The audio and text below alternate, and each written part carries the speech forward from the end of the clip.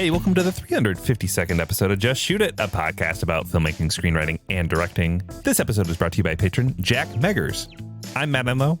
And I'm Oren Kaplan, and today we are continuing with the second part of our directors panel. We've got Tim, Nackashi, Carlyn Hudson, Roxy Shih, and us, and our producer Tyler is even on. And we are going to keep talking about the things that you might or might not want to hear about that we think about are going to happen in 2023. It's an annual tradition. We've been having the same filmmakers on for, a good number of years at this point. If you listened to last week's episode, you got the first half of this conversation. So if you're just jumping in now, maybe go back an episode. I think that's probably worthwhile. I think there's a lot of callbacks.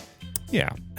Also, the first half, to be totally honest, was quite boring. The second half is where all the earth-shattering revelations were made.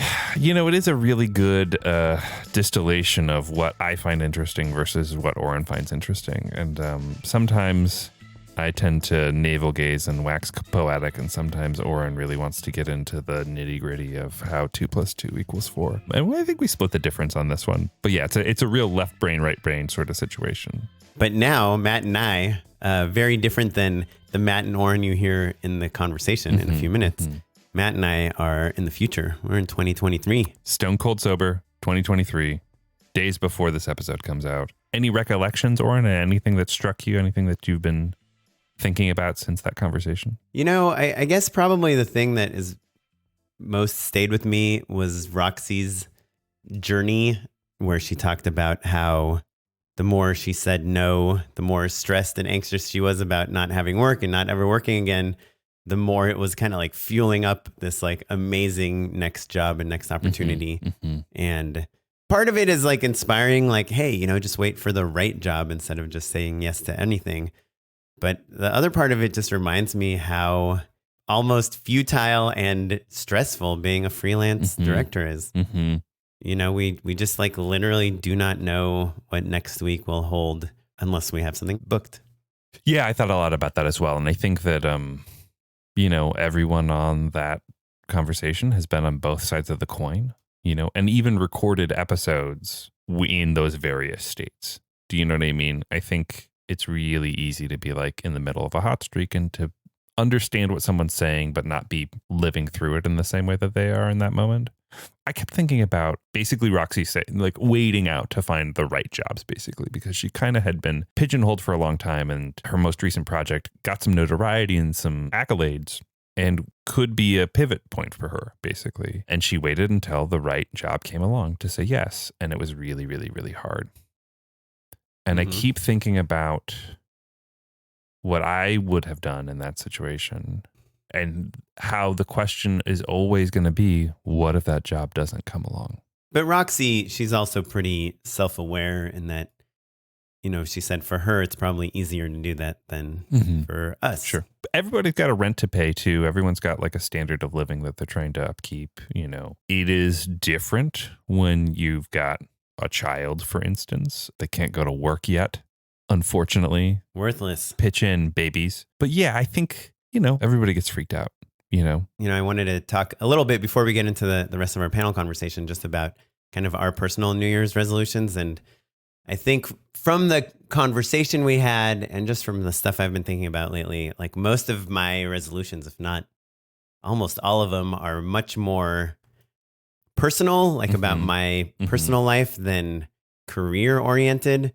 And I think that sometimes we get so stuck on like, oh, I want to make my feature, or I want to join the DGA, or I want to shoot my spec commercial, or I want to do this or meet this many people, that we forget to like be happy, and forget that people like happy people. And so like us working on ourselves being happy is actually will help our career, will help everything in our life. Every year I have a document that I, version up and clone and augment, and I check off all the things that I do. And anytime I'm feeling, unsure throughout the year, I go back to that document, and they go back well over a decade. I've been doing it. I have like old paper copies. It went digital probably about a decade ago. It's just a Google Doc. So I sat down because I like to kind of give it a little bit of thought. Sat down, around my birthday, which is mid-November. I was feeling really, introspective, and realized that, the last document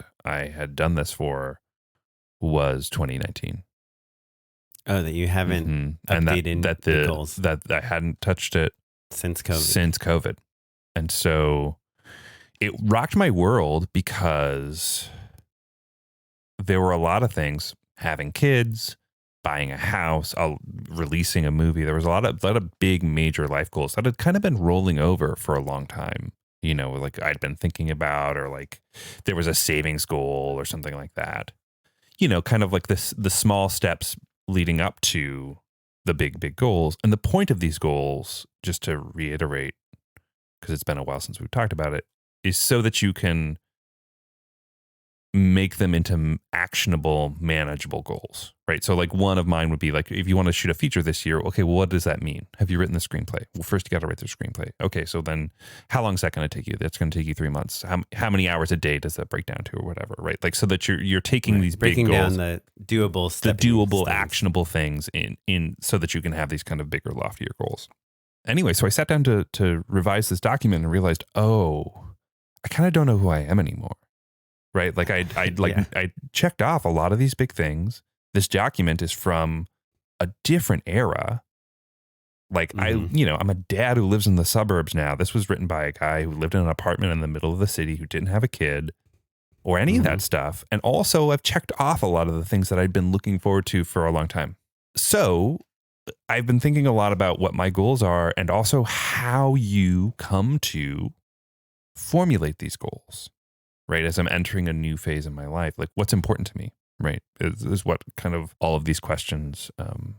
So I'm curious to hear about your goals and how and why you formulated them. There are less goals and more like resolutions, which is a subtle difference, but it's less things I want to achieve and more lifestyle changes I want to make.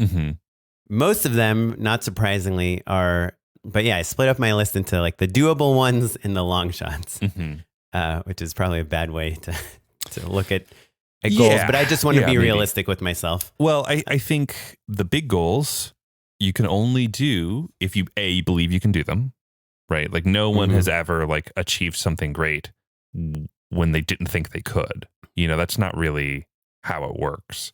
And two, you have to be realistic about how to achieve those goals. If you want to win an Oscar this year, you know, you got to make a movie to do that. So you got to have a movie to do it with. My long shots are just ones that I haven't quite figured out how to do yet, maybe. I have my doable ones. And most of the things on my list are rewinding back to 2019. It kind of ties back to what you're talking about, are undoing the things I learned during COVID that kind of killed the momentum of my trajectory and many people's trajectory, and kind of rearranged it and moved it, and kind of, I think it came back together in kind of a mishmashed way. And I want to kind of realign it on the path that I'm excited for and that makes me happy. And I feel like I was a very happy filmmaker in 2019, and not that I wasn't in 2020 or 2021, but I think 2023 is the first year since the pandemic started that I'm like, okay, that there is that in the background. There is things happening in the world, but we can push forward in a different way. Yeah, but they're not going to really play into the small details of how I live my life anymore. Right. So this is my list of doable resolutions. So first thing that I used to love and do all the time, and I just totally stopped during the pandemic, is having to-do lists. I would make them every night, you know, when I was in bed for the next day, and I stopped doing that, and it definitely, like, I've found myself just like having 15 minutes and not knowing what to do, and just like going on Twitter or whatever, you know, and so just like wasting a lot of my productive time because I didn't have a list of things to do. Second thing is, with 2 small kids and being a freelancer and a visual effects artist whose best working time is from, 9 p.m. to 3 a.m. I'm probably never going to have like a morning workout routine, but I'm pretty committed to my like 10,000 steps per day, even if it means just like walking around the block like 4 times after my kids go to sleep. And then I'm going to wear sunscreen. Last time I went to the dermatologist, she said I had like some precancerous stuff going on my nose. And I was like, I don't know. My wife's like, yeah, you're an idiot. Like, you don't wear sunscreen. Wear sunscreen. Yeah, that's a good one. Anyway, I'm always going to choose the in-person meetings. When you say choose the in-person meeting, do you mean like if anyone says, hey, can we talk about this? Especially if it's someone I'm going to do a project with, Mm-hmm. I'm going to go out of my way to meet them at a restaurant, in a coffee shop, at their house, at my house. When I'm watching TV and films, no scrolling on my phone.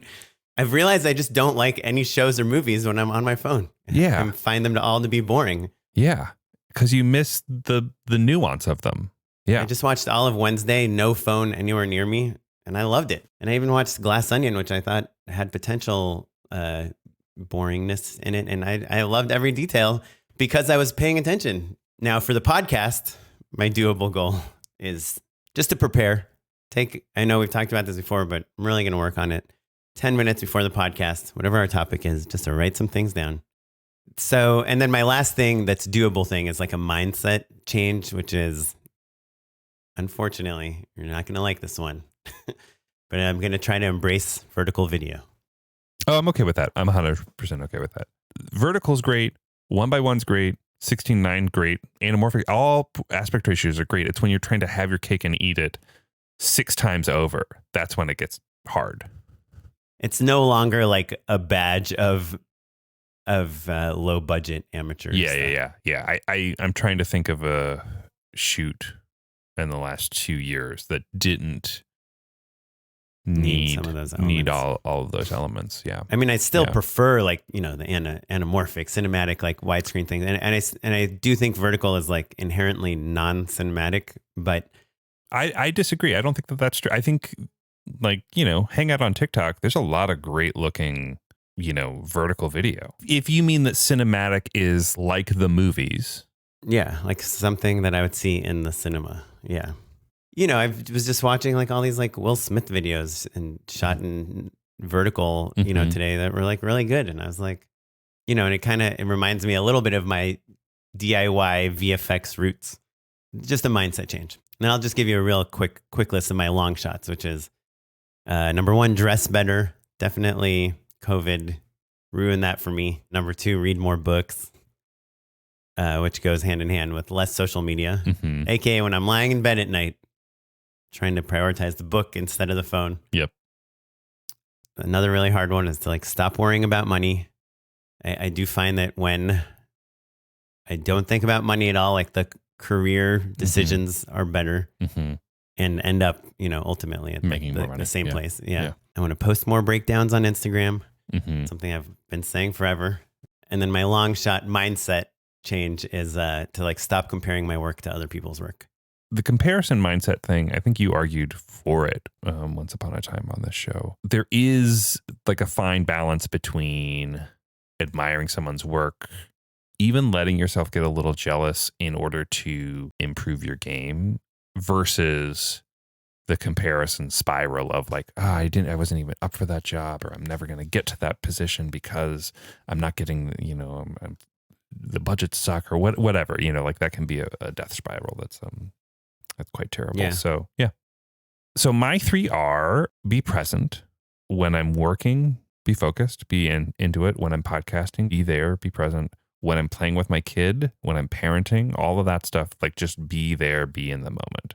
So that's one. And vice versa. It's like, don't beat yourself up when you have to work because you got to make the money to raise the kid. So that's one.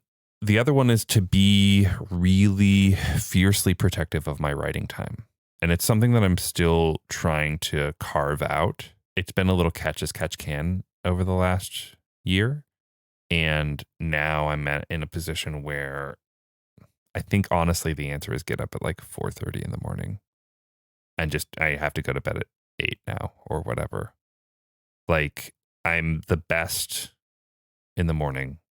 And the reality is that if your kid wakes up at 6:30 or 6 and you need a good hour and a half to get anything real done, and it also takes a minute to wake up and make yourself an espresso and all of that stuff, but being fierce about it and like figuring it out, whether maybe it's a little bit later, I don't know.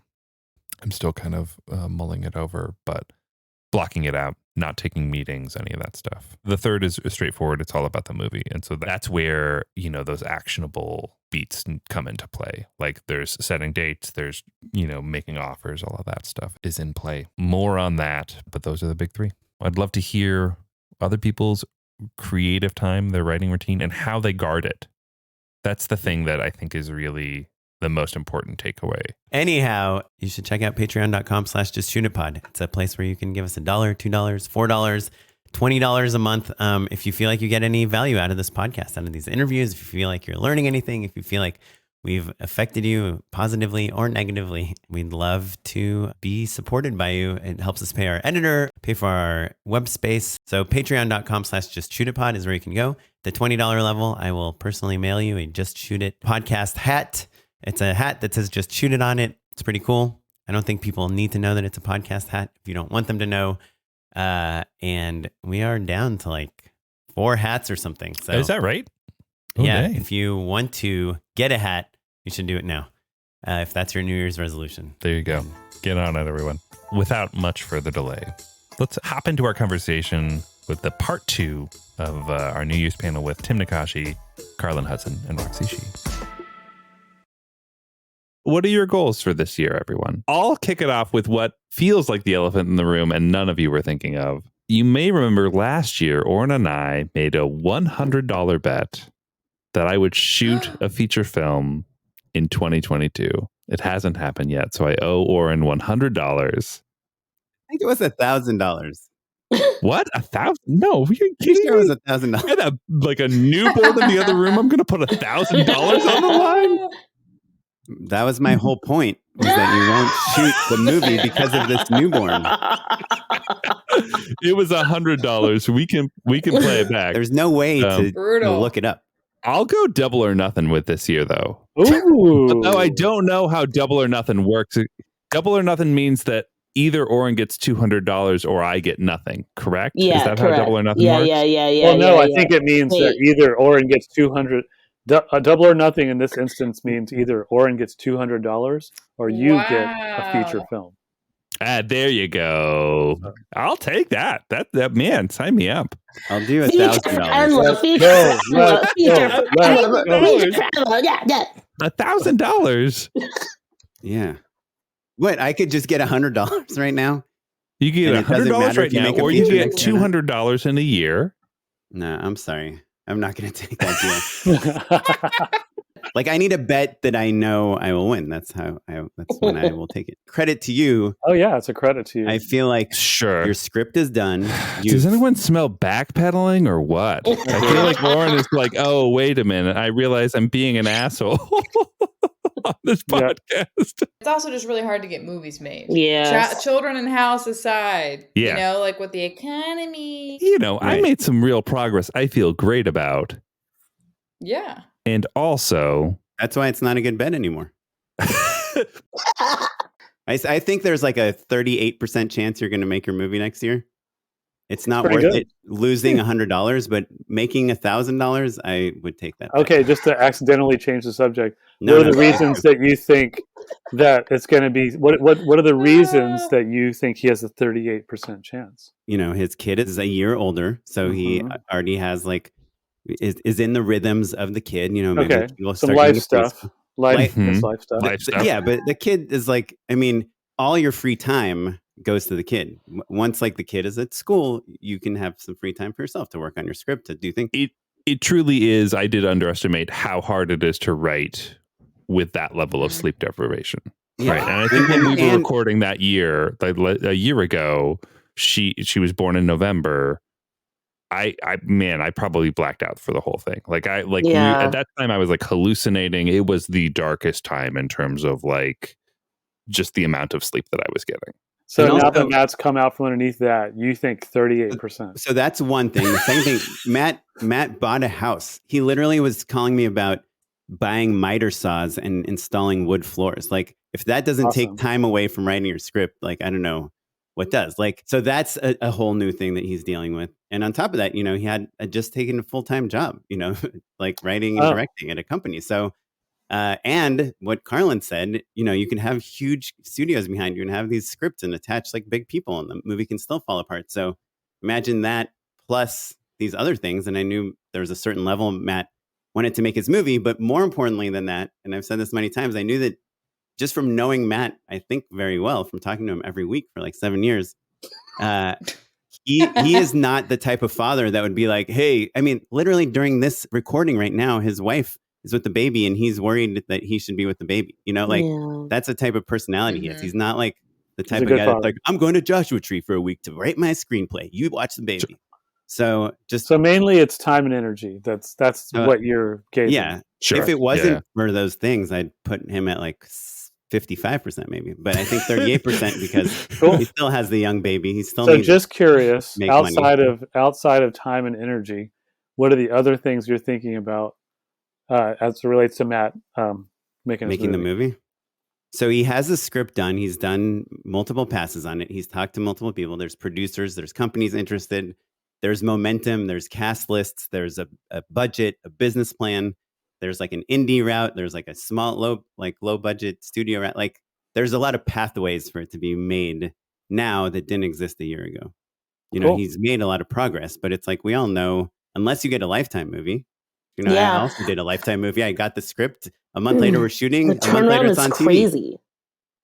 Yeah. Well, so just in every other state, it's 2 years to just get a movie going is pretty fast, you know? Yeah. So in terms of perspective, looking back a year ago, I think that the reason that I was willing to make that bet then, and the reason I'm willing to double down now, maybe not for $1,000, but for $200, offers on the table, is that I have felt this feeling that I think we can all relate to in varying degrees, that I'm kind of just over the system.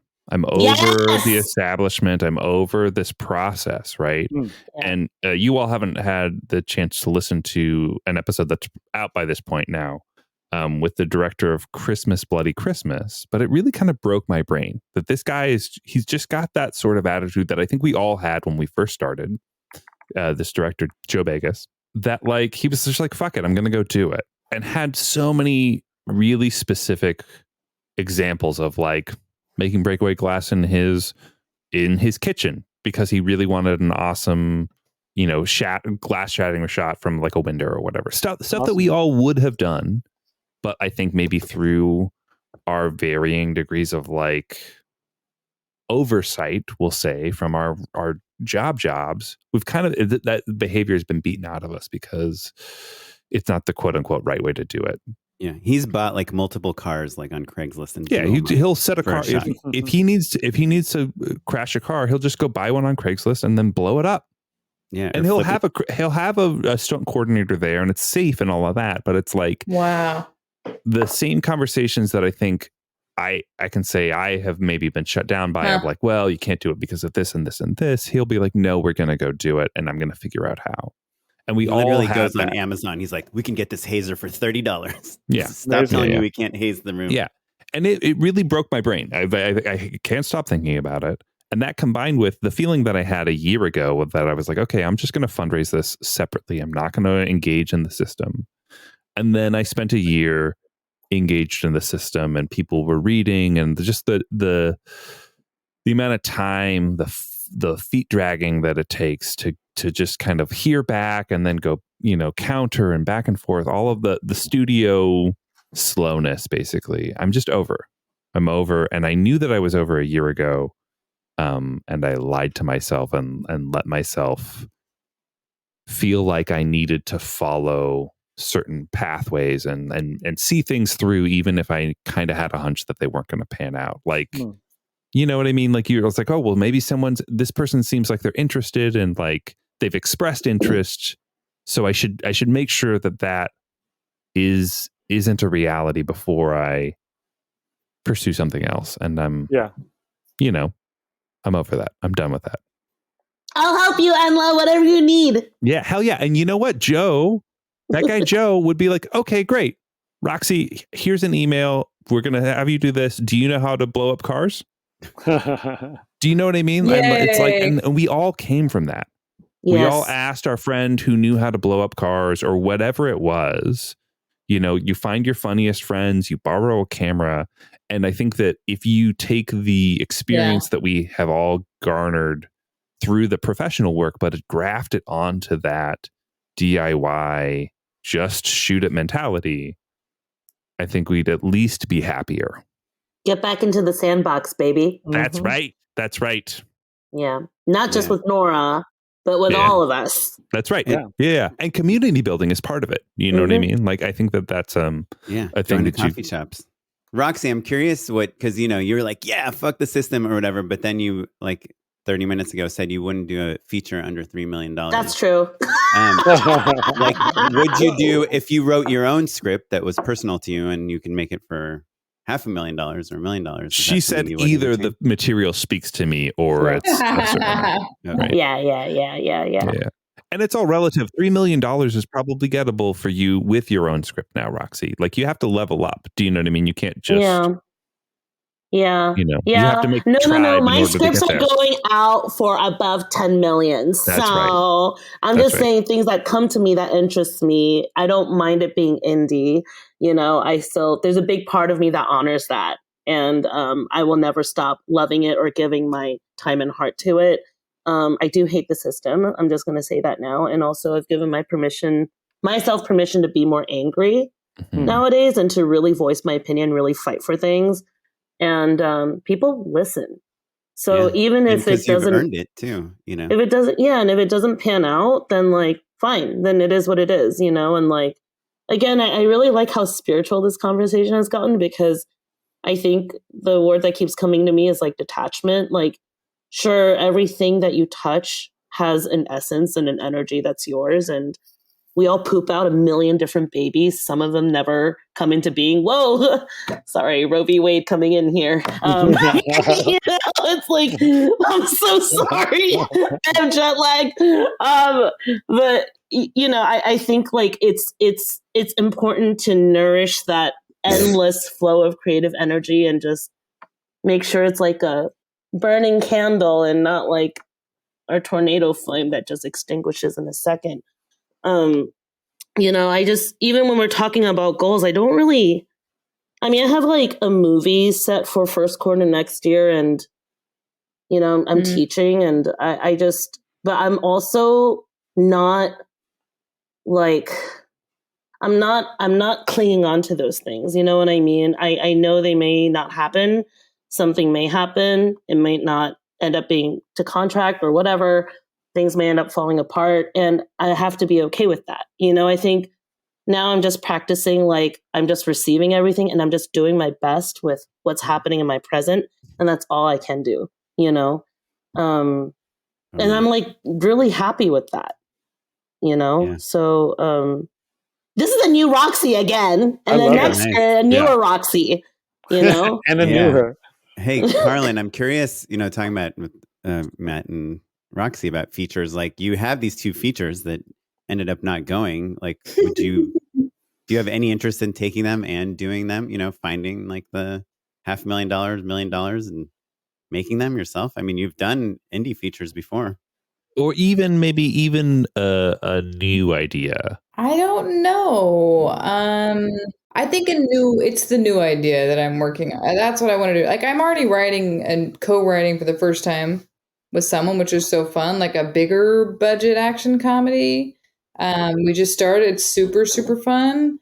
But, and obviously I will attach myself to direct that, but who fucking knows? And so I do want to write something that could be made for less than $3 million. I just don't know what it is yet. That's the problem. And is it that you need to write something that is catered to that budget level?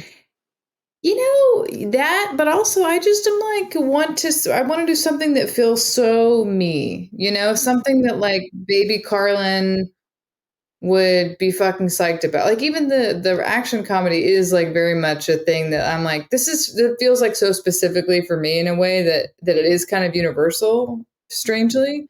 But I want the other feature I write to be like, I don't know, something special and unique, and just like an idea that I can't get out of my head, and I just don't know what it is yet. So I'm trying to stop searching so desperately for it and just let go and trust that it's gonna come to me. And when that happens, if you need me, I'll be here for you. I make a mean sandwich for Crafty. Yay! So yeah. Amazing.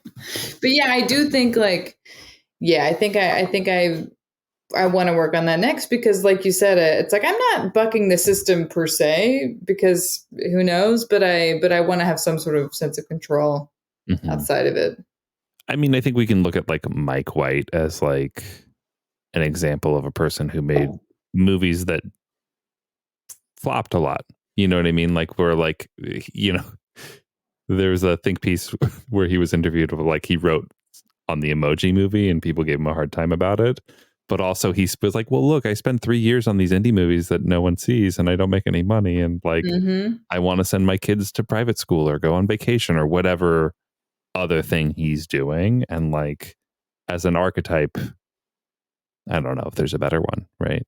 Like, obviously he's enjoying a level of success that is. I don't think of Mike White as someone who's bucking the system, like, you know, who has multiple HBO shows. That's what I'm saying. Before that, though, he was struggling back and forth and making his own art and also writing School of Rock or like super commercial things that weren't not his voice, but that they could have their cake and eat it too. And I think that's maybe what Carlyn's saying is like, well, one for me, one for them, sort of. Maybe we should all go on Survivor. He loves Survivor. Oh, he was on Survivor. He was on Survivor and Amazing Race. Everyone, do yourself a favor. Go watch a compilation of Mike White on Survivor. Does he have a biography out yet, or like his own memoir yet? Because that would be so interesting. I can't wait. I can't wait. Yeah. I mean, what's crazy about Mike White is I don't know if you guys have seen both seasons of White Lotus, but he wrote every single episode by himself.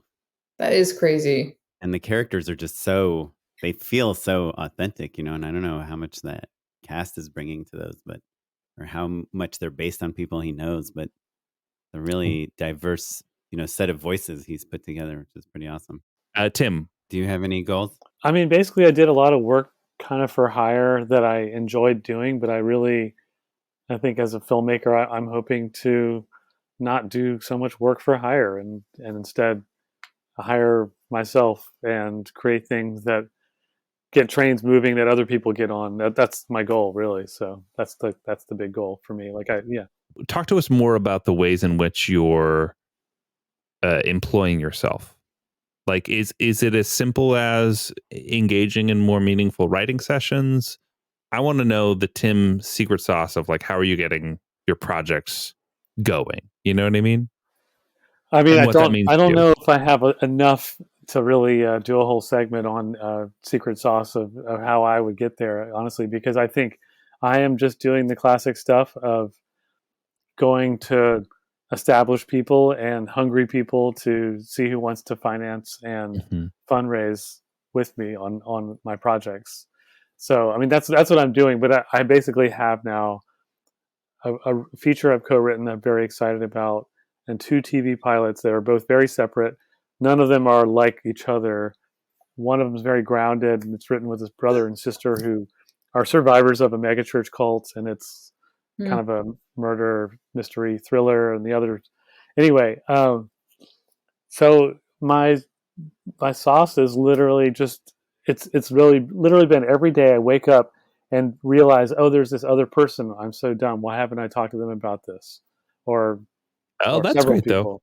I love that. So that's what's been going on. All these people that, you know, you just run across a lot of people. Unfortunately, that's been tougher during pandemic times. But I just know a lot of people, lived in LA for a while and haven't managed to completely screw up my reputation in this town. So people Silver Lake's going to be tough for you. That's true. That area is tough. Thanks for reminding me, Oren. But yeah, I don't know. I'm trying to think of any pearls of wisdom, but I don't know. I think waking up with a new person every day is pretty great, actually. I think a year or two ago, and especially even 3 years ago, social media was, at least for me, like a big part of how I got jobs, how I told people that I was a director, how I reminded people that I exist. Roxy, you talked about this, but you were kind of like a powerhouse. Like every day you have stuff, coming out about movies you're working on, about moods you're in, about your podcast, about all these different things. I'm sure it got people talking to you and about you. Tim famously is not on social media. I am totally on social media. Yeah, I'm like, yes, he is. I just remember that year I gave you a hard time That's about true. it. I don't post as often Turned out as I I just should, didn't follow you. No, but I know I've fallen off of it. I think Matt, I don't feel like you're super active on it. Carlyn, I see some vacation photos here and there. Yeah, I don't post behind the scenes stories. I take it off my phone pretty regularly because it makes me sad. Well, do you guys feel like your relationship with social media and how it helps you in your career has changed like over the last year or two? Like, do you think it's still an important way to generate like conversations at the very least about your filmmaking? Yeah. It totally is. It still is. I mean, whether we like it or not, I mean, or whatever, you know, when you post stuff about, I mean, it just happens for me every time. Like if I post something about something I'm making, I hear about from some other people, you know, some EP or some rep or a friend or whatever, they're curious about what you're working on. It's just inevitably, it's just the way the human mind works. So, I mean, definitely still relevant, but I think we've all, you know, learned to be a little more intentional about how social media occupies a space in our life and like what we're really down for. I think we're all learning that that's important to do personally, you know, not just as a society. And so, yeah, I feel like we're all, you know, crafting it a little bit more finely what we do with it. Yeah, it's funny because we have, like Matt was saying, we have this anxiety already, and this is just like it's another place that's just an amazing source of anxiety, but also could be part of the cure to our other anxiety. I hate it. I hate social media. I hate it so much. I can't believe I used to rely on it for validation all the time, you know, and to ensure that I was being seen or that my work was being seen. But I have to respect my past self. And now that I'm older, I think I'm being more selective about who I talk to. Because I used to go to all these galas and all these events, and I was part of the film festival community. I was part of all, you know, Carlyn and I, Film Fatales, you know what I'm saying? Like, we used to be so active, and now I just felt like I was giving so much of myself away to these things. And I was part of the cause and, you know, part of the community, but now that I've, you know, it's like showing up on that red carpet, but then realizing that what if I just give that attention to myself and my artistry genuinely for once, and I feel so much more at peace. Like Instagram, I turn on and I'm like, oh, what's this person doing? Oh, cool, you know, but we're just living life. Yeah. You know, like, is it really that groundbreaking? Like, do we need to hear more? You know, we get our dosage of news and things that are happening around the world, but how much more of that, unless we're doing it for research, you know what I mean? I mean, I want to hear about people's experiences, their like point of view, their insight. If someone's working on a commercial for Adidas, I'm happy for them. I don't want to watch it. I don't watch. That's like, are you kidding? But I do not personally want to spend my time looking at my best friend's whatever thing that he was hired to do or she was doing or whatever. But if they are talking about their insights or their experiences, whatever, anything that's personal, I'm all there for that, you know. But it's becoming less like that though. Like TikToks are becoming like such short, you know, people are less focused nowadays. Attention spans are getting like shorter and shorter. Content is also getting faster and faster. Like I also want to hear about people's insights, but it feels like content itself like is transforming. I think that the nature of, say, TikTok versus Instagram is important in that TikTok is, I think, purely broadcasting. That's not you to your friends. That's you to the world at large. And so you're really kind of trying to communicate a broader idea. Whereas like I really miss the intimacy of the old way of TikTok or the old way of Twitter or Facebook, where you were literally seeing, you know, what was going on in someone's life. And in which case, like if one of you were posting about the cool Adidas spot that you were doing, that would be really fun. I would watch it, by the way. But I would watch you guys' stuff. Don't get me wrong. But the person that you don't really know, not your best friend. Do you know what I mean? Or like the person that you don't have a real relationship with, and you're like, I know I pitch against that person or whatever. That's where you start to spiral. And I think what we're really dealing with is that in the pandemic in particular, we really lacked community. We lacked fellowship. And that now that we're emerging from that, Tim, you can wake up and say, oh, I forgot about this person that I connected with 5 years ago, 10 years ago, or whatever, and reach out to them and have a more personal connection. Like, I think now that you can go to get a coffee with someone, or you could see someone at a Film Fatales event or something, that's different than a red carpet. Red carpets are like TikTok. They're broadcasting. That's not an intimate relationship. That's like projecting. And I think that as those opportunities arise, maybe we're feeling a little less need for something that social media provides. And just a lot more skepticism about what it provides at all anyway. Sure, fair enough. Yeah, we've learned the very explicit dark side of it all. For sure. My social media goal for 2023 is, I think, with the meltdown of Twitter, via Elon Musk, like, it's been nice to kind of detach from that. And like, my goal is like use it way less for like killing time, and try to use it a little bit more for maybe it is the self-marketing, but I feel like anytime I see people I haven't seen forever and they're like, oh, I love your breakdowns, storyboard next to like those the are great. Final product, like those things create conversation, and I don't do them enough, even though I have all the stuff. It just takes time to, instead of spending time like reading Twitter, I should just edit together, like a side-by-side thing, and because I find that like oddly creatively fulfilling, like showing like how I got to somewhere and putting it online, and cool. It has the double purpose of getting people to talk to me about, working together. So that's kind of like how I see social media in my life moving forward. Do you think that any of this new AI stuff will affect your work over the next year, or our industry, or anything insightful? I think that there is a world where you can do like not previs, but like you might get a decent image for a deck or something out of it. Maybe. I think the thing that people aren't talking about enough is that like that art is all pretty bad. Do you know what I mean? It's all like really generic.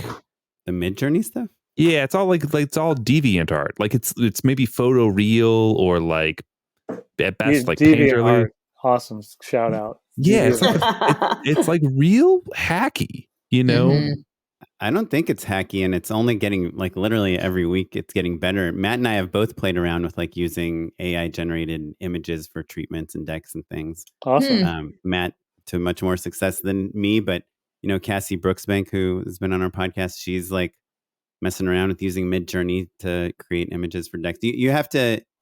It's hard to do like broad comedy commercial images, that are super clean. But if you do and there's a reason for that. Yeah, there's a reason for that, because I feel like a lot of the Midjourney stuff and all of it, it's like it doesn't. We watch movies and we like a lot of the stuff that we do because there's a point of view. And whoops, where's the point of view? No, but there is a point of view. You can make a gothic creature if you're doing a creature. Oh, gothic point of view. That's true. Yeah.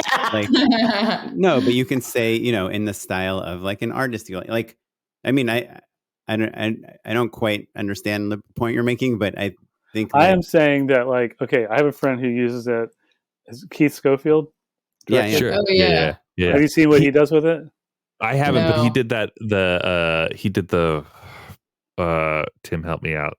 It won a bunch of awards. It was a music video mid-pandemic that was like all with Poser. Oh yeah. And like you fly through a butthole. Mm-hmm. Yeah, that was for It's Gonna Come to Me. He's done a couple of their videos. But what he's done with Midjourney is he basically makes invents what would be like 70s sci-fi book covers. And it'll be like a book cover with a name and stuff that like definitely should exist. And they're so good. Like that's a point of view. Like, dude, that's what I'm saying. Like that's funny, and it's also like amazing that it's been made by this stuff versus, hodgepodgey stuff that I see. I see just a lot of hodgepodge. No, of course you can make bad things, but imagine you're pitching on a movie and you want very specific images, you can make them, So I think that as a tool, but to me, the more interesting one is like, I don't know if you guys have played with Chat GPT. I was like bugging Matt about it yesterday. But you can literally have it write like a treatment for you, and it won't be good. But I don't know if you guys have read director's treatments before. They're actually like not that good. I treat it like my therapist. I have conversations with. That's what they say is pretty good. It's pretty good at that. It talks back to you. Yeah. I told it yesterday. We had these people over for Hanukkah, and I was like, write me a scene about like two old roommates that get together with their respective families after 10 years in Silver Lake, California for a Hanukkah dinner. And it like wrote a scene, and the scene wasn't good. I wrote in the style of Quentin Tarantino, and like every sentence started with like, yo, can't believe we haven't seen each other for 10 years. But all the names it came up with were like kind of like Jewish names, that would make sense in Silver Lake. And like you could use it to generate, to research, to start things. You can say, hey, when have Reese's Pieces been mentioned in films, in popular movies or popular media? And it can give you a list of 10 things, which now you can, if you're pitching on a Reese's Pieces thing, now you have things to research, to reference for imagery and stuff. So I think that's amazing. It is useful. I'm not saying it's going to replace us, but I think as a tool, you can use it to make 70s book covers, for this movie where there's a scene that takes place in the bookstore that, takes place in the 70s. I think it's a fascinating tool. And I think a year from now, I will bet $10 that at least 4 of the 5 of us will have used some sort of AI tools, like creative AI tools in our work, whether it's for a pitch or a presentation or even like a final product of some sort. I think maybe to Tim's point, it's like there's a difference between it being the art and it enabling the art in some way, right? And if we are, as the artists, are the conduit where we're kind of like, changing it in some way or forming it in some way, then maybe that's really the question to me. And like how much of that original AI generated imagery or text ends up in the final product, that's maybe the slider that we don't know yet. You know what I mean? Is it 10% us and 90% machine, or vice versa? We'll see. Well, guys, thanks for talking to us again. Tyler, you got any goals for next year? Yeah, I'm trying to finish 3 shorts next year. Hey, there you go. Oh, wow. Nice. That's cool. That's a big goal, buddy. Too. That's the only piece of advice is to do it all at the same time. And not have a child. Do both. And, didn't say that. And don't have a bet with one. Yeah, sure. Seriously, he's going to gouge you on the double down. Oh, no. I've made many, many bad bets this year. Do you guys mind, Carlyn, just another 35 seconds to endorse, to join us for our unpaid endorsement segment? Are you familiar with that? Unpaid endorsements. I'm reading this book and I'm really liking it. Deacon King Kong. Is that the name of the book or the writer? It's the name of the book. Yeah, the writer's name is James McBride. Eric Hissack recommended it. Nice. What do you like about it, Tim? So this is a shout out for Eric Hissack, really. It's just got cool characters. Got great characters. A bunch of characters. It's like an ensemble. Next. Boom. Carlyn, what do you got? Okay, I recommend a little podcast called ScriptNotes. I'm sure you guys haven't heard of it, but specifically there was an episode a couple weeks ago with the Daniels. And man, it was a good episode. It just really makes you...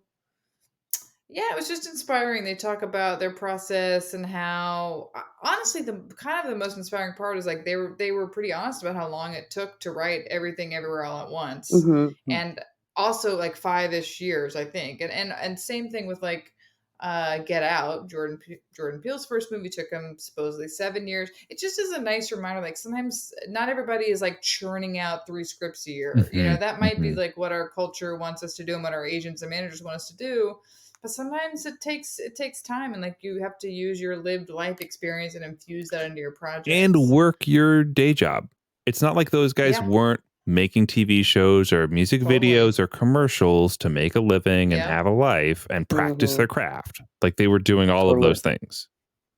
Cool. Yeah, and they're just so free with their ideas and with they're just obviously have inspired a lot of filmmakers this year with their work. But that podcast was awesome. It's a good one. So check it out. Also, based on your podcast, I just bought this book. Oh, nice, Mike Nichols. Mike Nichols. How do you like it? It's a thick ass book. I bought it today. Wow. It's huge. I bought it today, so I have starting it after this. That was Claire Scanlon's unpaid endorsement. Oh, right. That's another great episode. Everybody should check that one out. But if they're listening to this, they probably have. Roxy, what you got? I'm gonna plug myself because Hashtag Super Director Roxy.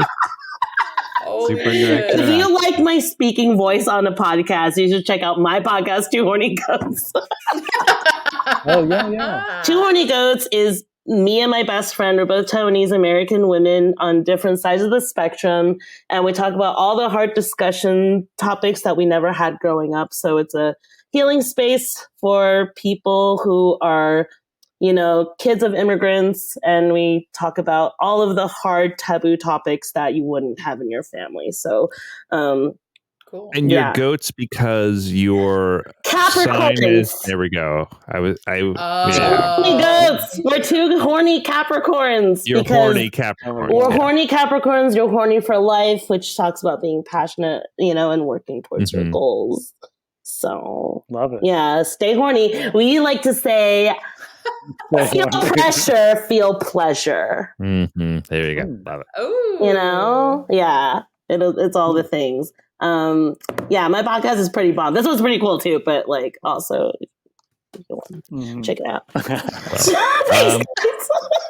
Well, everyone, incredible. I have 2 drink recommendations. One is I recommend instead, if you're making an old fashioned, reducing apple cider down and as a simple syrup makes it nice and that's totally manageable. That's not crazy. Otherwise, it's just a regular old fashioned. But just pour a cup of hot cider into a pan and reduce it down for 20 minutes. Simmer it for 20 minutes. It gets nice and syrupy. Huh? Quick drink. Yeah. You can it's perfect. Perfect. And you make plenty. But the other one is a Fairy Tale of New York, which is a more involved version of that, where you basically mull down some walnuts, some pear, a little a half a pear, an apple. It's a little involved, but you're still just making essentially a simple syrup that then you can make old fashions with. That I had tonight. Bartender Matt, excuse me. Christmassy. Very Christmassy. Those are simple cocktails you can make. They're not simple. I know. Look, you chop up a couple things, you put it in a pot, and then 20 minutes later, you're good to go. Yeah. And you put it in a jar for however long you want. A Fairy Tale of New York, which is great. And also makes your house smell real Christmassy. How many of our listeners do you think are going to make that based off this endorsement? Tweet at me, because your life is going to be better for doing it. I can only lead people to water. I can't teach them to drink. Right. There we go. Tyler says get the recipe in Patreon. That's right. Oh my God, Nice. Producer brain, love that. Or you could just Google Fairy Tale of New York. Cocktail. Smitten Kitchen. Yeah. It's on Smitten Kitchen. Exactly right. As inspired by Imbibe magazine. Yeah. Carlyn, let me know when you try it. It's great. I will. Yeah. You got to have nutmeg, a whole nut. That's maybe the hardest ingredient to have handy. But most of it, you probably have in your kitchen. Kaplan. I bet I do. What you got? Well, I guess on this topic, I went to a party the other day and they had a mixologist that they hired for the party, which, sounded kind of annoying on the paperless post or whatever. But it was one of the coolest things. Yeah. I'm the opposite of Matt. I know very little about the construction of any drinks. And so I just told him I like cucumber jalapeno-y things. And I also like mint. And if there's any way you can combine those with some alcohol that won't make me too hungover tomorrow, that would be great. And he made me some amazingly delicious drink. I don't know what it was. And then I came back and, he kind of takes you on a journey and just, asks you, have you eaten yet? Are you going to eat? What's the plant like? And he just kind of custom made Where things for was us. And this, Oren?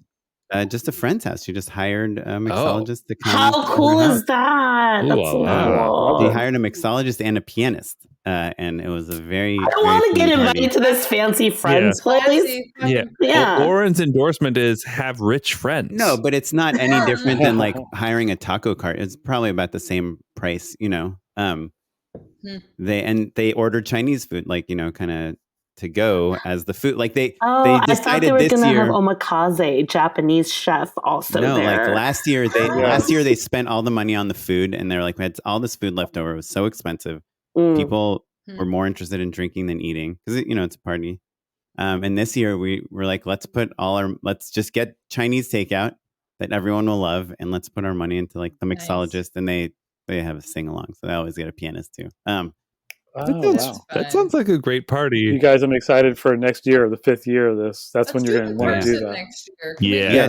Cheers to that. Cheers with the mixologist. Oh yeah, that'll be so much fun. Can you imagine how unhinged this would be? I'll just be like in like a vest, you know. We have to. On that topic, my other endorsement is to like go back to writing where you wrote before COVID. I think it'll make you happy.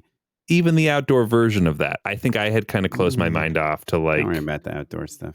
Well, you know, some people are still worried about it. So, but there are outdoor versions that are available as well. So there's life can be a little bit better. Yeah, for sure. Anyway, there's a bunch. Yeah, we live in Los Angeles. Yeah. If you used to write outdoors, go outdoors. Anyway, my drink is Bailey's on the rocks. I only drink it in December, but it's so delicious. Perfect. Like even kids like it. Wow, excellent. It's very easy to make. It doesn't take 20 minutes of reducing apple juice or whatever. Real fast, how can we keep tabs on everyone? Carlyn, where can people keep in the know on what you're doing? They should just think about me, you know, just send some vibes. Think about Carlyn. Yeah. Just pray. CarlynHudson.com. There you go. Yes, CarlynHudson.com. That was so good. Don't expect much out of social media, but listen, I lurk a few times. Maybe just subscribe to this podcast and you'll get your Carlyn fix a couple times a year. I think Carlyn is probably is the person that's been on our podcast the most. Yeah. Right? Oh, yeah. Easily. Pray for Carlyn. Pray for Carlyn. Pray for Carlyn. Oh my God. Roxy. I hate social media, but I am really vain, so I do like followers. So you can follow me at Roxy Shih on Instagram. SHIH. Yeah, we're slaying it. I don't live on anything else, so that's it. No Twitter, no TikTok, no. So just that. Also, hello@2hornygoats.com. There you go. You can write to me. Tim. Yeah, I'm with Carlyn. Like, just send me thoughts and prayers. But if you must find me, if you must find me on social media, it's my name, which you guys are going to hopefully spell on something. So don't make me. 26 letters. Mm-hmm. Yeah, and RoxyShih.com. All three of you have your domain. Everyone. Oh yeah, I have a website. Well done. I forgot. Kevin, where can people keep track of you? I'm on Twitter. I'm at SmiteyPyleg. On Instagram, I'm at OKaplan. And you can keep track of the show also at Just Shoot It Pod across all social media. You can email us. Please email us. If you want us to tell you any of the secrets of Tim, Roxy, Carlyn, even Tyler, email us. We'll spill all the beans at How dare you? justshootitpod@gmail.com. You can follow me at Mr. Matt Enlow across all social media, including Letterboxd. I got a follower on Letterboxd the other day, and I thought, that's so cool. nice. How nice. Yeah. Anyway. That follower, I wish. Andy Young's an influencer on Letterboxd. Really? This episode was edited by Noah Bayshore. Thanks, Noah. Produced by Tyler Small. Thanks, Tyler. Thanks, Tyler, can we follow you anywhere? Yeah. Where can we follow you, Tyler? You can follow me at Tyler W. Small on everything, pretty much. Except Letterboxd. I haven't even done Give it a that. Better shot. see your shorts. Pretty cool. Your shorts being made. That's right. Keeping tabs on you now. We're saluting them. $2,000. Yeah, Make there all you three of go. Oh, man. Going hard. Yeah. Okay, send me the scripts and I'll see if I'm in on the bet. You're listening to music provided by the Free Music Archive and the artist Jazar. Thanks, everyone. We'll catch you in 2023. Thanks. Happy New Year. Happy holidays. Hold on. Don't turn off your thing yet, Carlyn. Oren has to hit stop. My toothbrush. Okay, I'm hitting stop.